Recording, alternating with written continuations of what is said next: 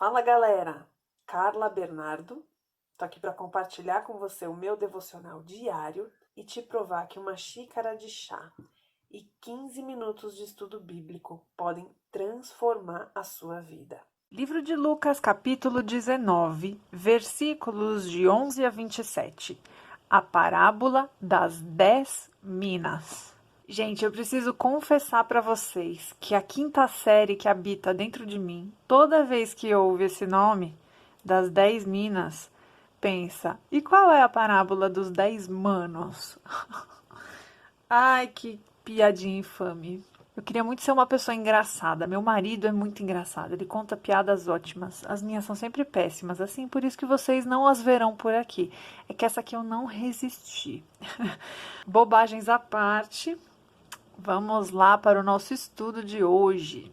Então, parábola. A gente já viu o que são as parábolas. Se você chegou aqui nesse vídeo, é o primeiro que você está vendo. Parábolas eram historinhas, metáforas que Jesus contava, aplicando a uma situação cotidiana, mais recorrente da vida aqui dessas pessoas que estavam ouvindo, para facilitar a compreensão de coisas sobre o reino de Deus. Então, sempre que nós estamos falando de parábolas, é um paralelo a como é no céu, como é no mundo espiritual, tá? Então, sempre, parábola está falando do reino de Deus. Claro, como eu sempre digo, a palavra de Deus é infinita, né? Então, existem aplicações das parábolas para a nossa vida cotidiana, sempre. Tá? Mas o foco de Jesus sempre aqui é o reino de Deus. Então vamos lá. Estando eles a ouvi-lo, eles que? Os seguidores de Jesus, a ouvir Jesus. Jesus passou a contar-lhes uma parábola. Então estava todo mundo lá, Jesus começou a contar essa parábola aqui. Porque estava perto de Jerusalém, olha só, ele estava a caminho de Jerusalém, a gente viu nos textos anteriores, né? Ele passou por Jericó. No portão de Jericó, ele cura um cego. Dentro de Jericó, ele se hospeda na casa de Zaqueu. Zaqueu se converte e agora ele está quase chegando em Jerusalém.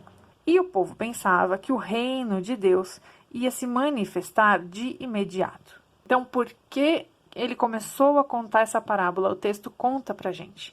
Porque Jesus percebeu que a expectativa das pessoas em relação ao reino de Deus estava equivocada. Então, ele vai contar essa história aqui. Ele disse: um homem de nobre nascimento, um príncipe, né? Foi para uma terra distante para ser coroado rei. Então, olha aqui. Esse homem, ele já era nobre, vivia em uma terra e ele foi para outra, longe, para ser coroado rei e depois voltar. Vamos lá. De que Jesus está falando aqui? Dele mesmo. Ele foi para ser coroado no céu, certo? Jesus veio, morreu na cruz, ressuscitou, foi para o céu, recebido no céu com glória. E ele disse que voltaria para cá. Então é isso aqui. Ele foi para ser coroado no céu e vai voltar. Então, chamou 10 dos seus servos. Servos de Jesus, quem são? Nós mesmos. É nós. E lhes deu 10 minas. Olha aqui, notinha de rodapé, letra A. O que eu falo para vocês sempre? Leiam a notinha de rodapé. Vamos lá. Letra A, capítulo 19, versículo 13. Isto é, cerca de meio quilo de prata. Então, uma mina é meio quilo de prata. Ou seja, o salário de 3 meses de um trabalhador braçal. Como que a gente pode aplicar isso para a nossa realidade? Para ficar um pouquinho mais claro. Por que a medida é o trabalhador braçal? Porque é o salário mais baixo. Então, trazendo para a nossa realidade, a gente pode pensar num salário mínimo. Quanto é o salário mínimo? Aqui em São Paulo, ele está 1.550. O nacional, eu não sei quanto é, acho que é 1.300 e pouquinho. Vamos fazer esses 1.500, que a conta fica mais fácil, tá? Então, um salário mínimo, hoje, né, que eu estou gravando esse vídeo, arredondando, são R$1.500. Então, 3 salários são R$4.500. Então, é como se este rei tivesse ido ser coroado e deixasse R$4.500 na mão de cada servo. Olha que interessante. R$4.500, ao mesmo tempo que é muito dinheiro, não é muito, né? Não é pouca coisa, mas também não se faz grandes coisas com R$ 4.500, certo? Então, essa é a medida que ele sugeriu aqui, 3. E disse ele deu essa recomendação para os servos: façam esse dinheiro render até a minha volta. Ele disse quando ele voltava? Não. Ele disse que um dia ele volta e que até lá, os servos, nós, temos que fazer esse dinheiro render. Ele não estabelece um prazo aqui, né? Ele não, nenhum limite. Faça render até 10 vezes e para. Não. Vai fazendo render até que eu volte, ou seja, trabalhe, seja lá quando for que eu vou voltar, trabalhe. Multiplique isso que eu estou colocando nas suas mãos. Versículo 14. Mas os seus súditos o odiavam e por isso enviaram uma delegação para lhe dizer: não queremos que este homem seja nosso rei. Isso aqui é aonde? É lá no reino. Ele não está indo ser coroado num reino distante? Então, é lá. As pessoas não o querem como rei. O texto está dizendo isso. Contudo, ele foi feito rei e voltou. Ou seja, mesmo as pessoas não querendo, ele foi coroado. Então mandou chamar os servos, a quem deram o dinheiro, a fim de saber quanto tinham lucrado. Então chegou a hora da prestação de contas. Ele foi fazer o que tinha que ser feito, mesmo enfrentando oposição, e quando voltou, cumpriu o que disse. Vou cobrar de vocês isso daqui. Dei um zoom a mais aqui, que acho que fica mais fácil. Versículo 16. O primeiro, então, dos que ele cobrou, veio e disse: Senhor, a tua mina rendeu outras 10. Então, esse camarada aqui multiplicou por 10. Se fossem os R$ 4.500 aqui daquela nossa continha, ele estaria devolvendo para o seu senhor R$ 45.000. Muito bem, meu bom servo. Ficou satisfeito. Respondeu o seu senhor: por ter sido confiável no pouco, então ele mesmo está dizendo que os 4.500 era pouquinho, né? Que é o que eu falei, é muito, mas não é muito ao mesmo tempo. Por ter sido confiável no pouco, governe sobre 10 cidades. 10 cidades da onde? Ele não acabou de assumir um reino? Ele não foi lá assumir um reino e voltou? 10 cidades deste novo reino. Ou seja, lá, nesse outro lugar onde ele foi coroado, no céu, existe um governo para este servo. Eu assisti um vídeo com o Thiago Brunet e ele tem uma explicação muito boa para isso. O que é isso? É galardão. Esse texto aqui está falando de galardão. A gente precisa aprender a diferenciar salvação de galardão.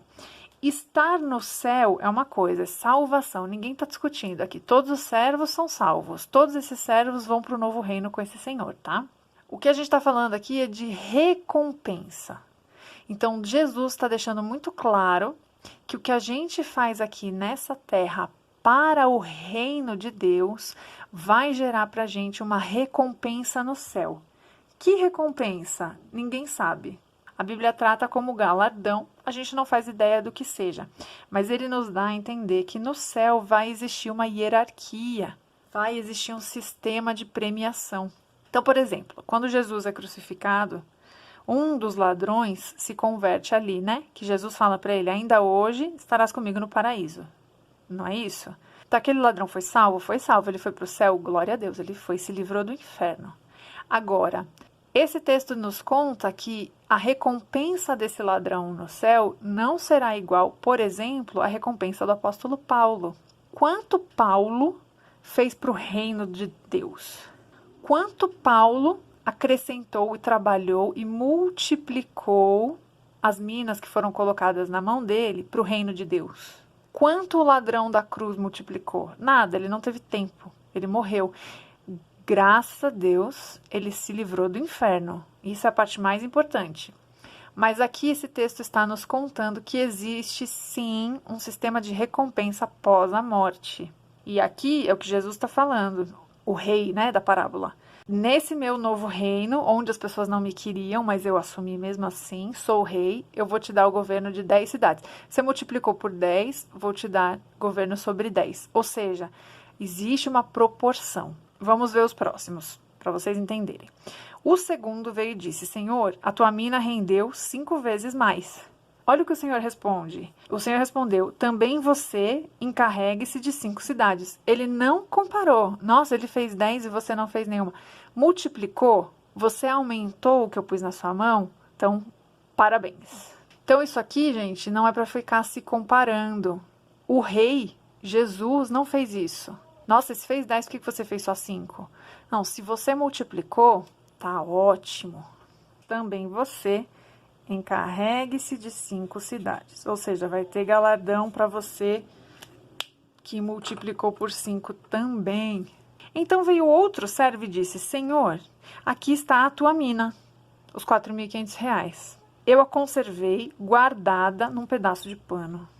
Tive medo, olha só. Olha o que ele vai falar a respeito do rei. Porque és um homem severo. Severo não é ruim, tá, gente? Severo não é cruel. Severo é uma pessoa rígida. Traz o que não puseste e colhe o que não semeaste. E o Senhor respondeu: eu julgarei pelo quê? Pelas minas? Não. Pelas suas próprias palavras. O que quer dizer isso daqui? Você está dizendo que eu sou severo, que eu colho o que eu não planto. Ou seja, ele está dizendo que esse senhor aqui é injusto. Olha só. Ele disse que ele teve medo porque esse senhor é injusto. E aí aqui, Jesus é tão justo que ele diz: você vai ser julgado pelas suas palavras, pelo que você está falando que eu sou, servo mau. Você sabia que sou homem severo? Ele tá reafirmando aqui. Se você está dizendo isso, que eu sou um homem severo, tiro do que não pus e colho do que não semeei, então por que não confiou o meu dinheiro ao banco? Assim, quando eu voltasse, eu receberia com juros. Tipo assim, se você tem tanto medo, se você não tem ousadia de pegar o que eu te dei e multiplicar porque você tem medo de perder, se você colocasse num banco, ele renderia juros. Se você fizesse o mínimo que você pode fazer, ele teria rendido. Mas a sua atitude, a sua maneira de me julgar, a maneira que você me vê, me enxerga, fez com que isso desvalorizasse. A gente sabe, né? Inflação, como é que é a inflação? O dinheiro embaixo do colchão, ele perde valor, porque o custo de vida ele vai aumentando, certo? Porque a gente deixa na poupança, a poupança rende, o dinheiro aumenta um pouquinho. Então ele está falando, se você tivesse feito o mínimo de esforço, teria sido colocar ele num lugar em que ele renderia. Assim, quando eu voltasse, receberia com juros. E disse aos que estavam ali: tomem dele a sua mina e deem-na ao que tem 10. Olha isso aqui, ele está tirando do que tem menos e dando na mão do que tem mais. O que tem mais? Tem mais porque Deus deu mais para ele, ou ele tem mais porque ele multiplicou? Ele tem mais porque ele multiplicou, né? Todo mundo recebeu a mesma coisa e não era muito. Tanto que ele fala no texto: quem for fiel no pouco vai ser fiel, eu colocarei no muito. Ele mesmo admite que o que ele deu na mão dos servos não era muito. E aqui, o servo infiel, o que ele vai perder? Ele não multiplicou o que ele teve, então ele vai perder e Deus vai dar mais para o que tem mais. Por quê? Porque o que tem mais está agindo com responsabilidade. Ele está sabendo multiplicar aquilo que Deus deu para ele. Senhor, disseram, ele já tem 10. Os outros servos ficaram indignados. Como assim? Vai dar para quem tem mais? Olha, ele já está com a mão cheia. Ele vai receber mais. Sim, queridos. Deus está nos dando uma mensagem aqui muito clara. Aquele que não fizer o que deve, que não multiplicar, o que receber do reino, a mensagem do evangelho, lhe será tirada e Deus vai dar para quem está trabalhando mais para ele. 26, ele respondeu, Jesus, né, o rei da parábola: eu digo a vocês que a quem tem, mais será dado. Por quê? Porque está trabalhando. Mas a quem não tem, até o que tiver lhe será tirado. Por quê? Porque não está trabalhando. E aqueles inimigos meus, aquele pessoal lá que não queria que eu fosse coroado, lembra?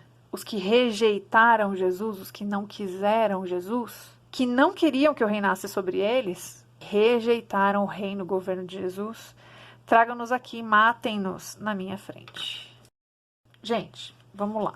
Eu sempre falo isso aqui. O Jesus que se apresenta no Evangelho tem alguma coisa parecida com esse Jesus paz e amor que as pessoas pregam? Esse Jesus que aceita a pessoa com a vida cheia de pecado, que não quer se consertar e vai continuar mergulhada no pecado? Me responde. O Jesus dos 4 evangelhos tem alguma coisa a ver com esse Jesus que as pessoas estão pregando? Olha o que ele está dizendo nessa parábola. ele está dizendo que ele deixou um pouquinho na mão dos servos enquanto ele foi receber a coroa lá no céu. O que é isso? Isso fala pra gente dos tempos atuais.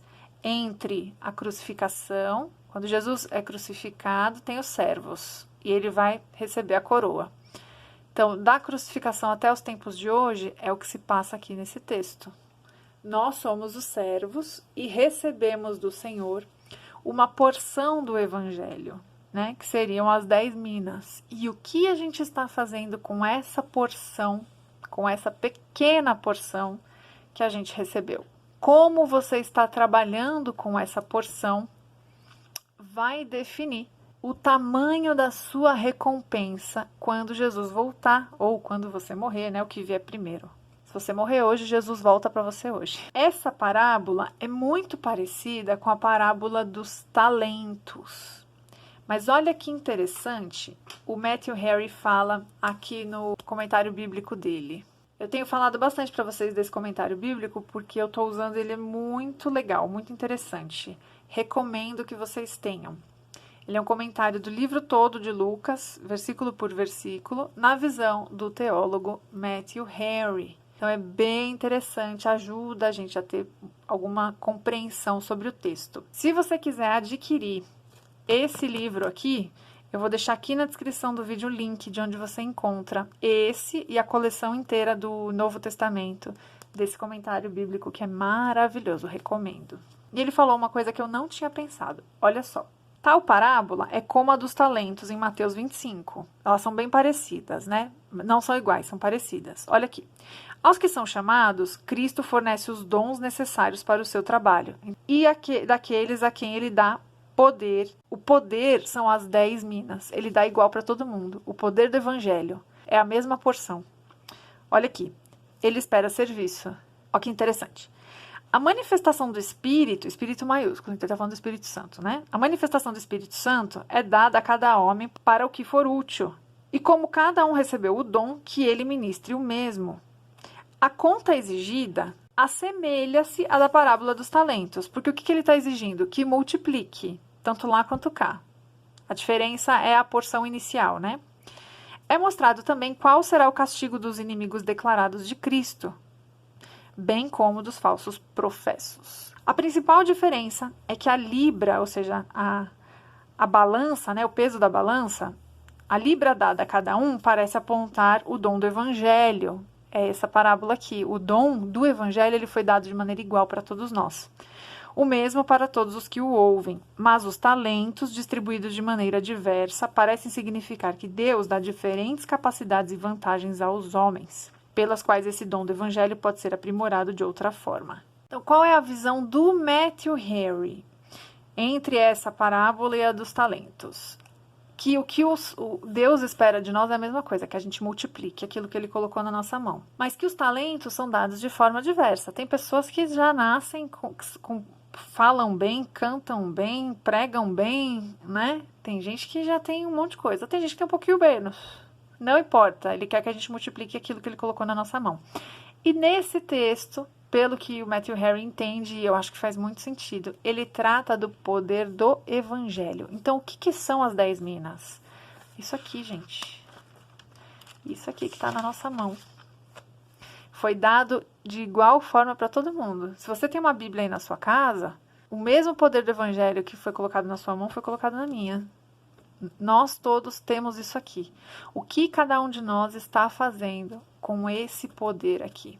É aí disso que essa parábola trata. A gente recebe um pouco. Você está estudando, lendo, praticando, levando a mensagem? Quando você faz isso, você está multiplicando. Quando você exercita a leitura do Evangelho, a aplicação do Evangelho na sua vida, na vida dos outros, você está multiplicando as 10 minas. Então, a minha oração hoje é para que Deus dê para mim e para você ousadia, porque a gente vê aqui que o servo que se deu mal, ele teve medo, aqui ó, teve medo.